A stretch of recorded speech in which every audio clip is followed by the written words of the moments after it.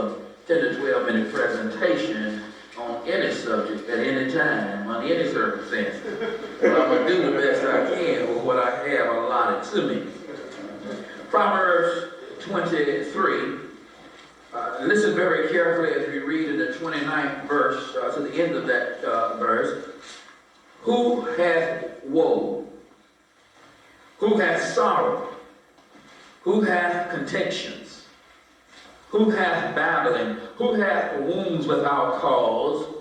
Who hath redness of eyes? Those are significant questions that are asked, and yet there are answers to every biblical question. Verse 30 says, the answer is they that tarry long at the wine. They that go to seek mixed wine. Look not thou upon the wine when it is red, when it giveth its color in the cup, when it moveth itself aright. At the last it biteth like a serpent, and stingeth like an adder. Thine eyes shall behold strange women, and thine heart shall utter perverse things. Yea, thou shalt be as he that lieth down in the midst of the sea, or as he that lieth upon the top of a mast. They have stricken me, thou shalt say, and I was not sick. They have beaten me, and I felt it not. When shall I wait? I will seek it yet again. Now let me read those same passages from the Amplified Bible. Who has woe? Who has sorrow? Who has strife? Who has complaining? Who has wounds without cause? Who has redness and dimness of eyes? Those who tarry long at the wine. They who go to seek and try mixed wine. Do not look at wine when it is red and it sparkles in the wine glass when it goes down smoothly. At last it bites like a serpent and stings like an adder. Under the influence of wine, your eyes will behold strange things and loose women. And your mind will utter things turned the wrong way, untrue, incorrect, and petulant.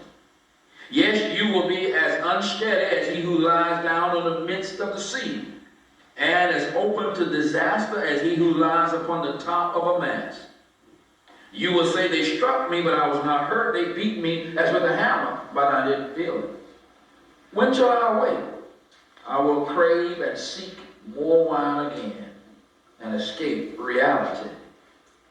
When you see the classic symptoms of alcoholism, if any of you have ever gone through the experience of being drunk, then you can identify with this particular passage. Amen. So it tells me that this is not a new issue for us, that for an awful long time, man has had to deal with drug addiction. He has had to deal with what takes place in his life, and when he drinks the wine and the issues that come about. My man says, when I get up, I'm not going to mix up any hot sauce and eggs and pineapple juice and all the other stuff they tell us for hangover. I'm just going to get me another drink. Get it going again. And in reality, about the only thing that's going to make you feel better when you have a hangover is, in fact, another drink. Because it is so terrible. And when we put the alcohol into our system, it becomes like when you see a sewer system backing up, when your toilet backs up. That's why a person gets sick. Their liver cannot process all of that alcohol, and so what it does is just simply starts kicking it back out. So everything else goes along with it. So when we see a person that's drunk, and we tend to laugh about that, it's not funny. They are really sick. This is something that is taking place. And if they weren't drinking and they got that sick, you don't want to rush them to the hospital. But when they're drinking and they do that, you think nothing of it, but in reality, they're equally sick. And as we look at those questions, who has sorrow, who has woe, I want you to look on the sheet that I've given you. And I want you to look at the sorrow and the woe and the strife that's involved in substance abuse, in chemical dependency, and drug addiction. And I want to start beyond the vignette. And it talks about parents who abuse alcohol or other drugs, comes from all walks of life, all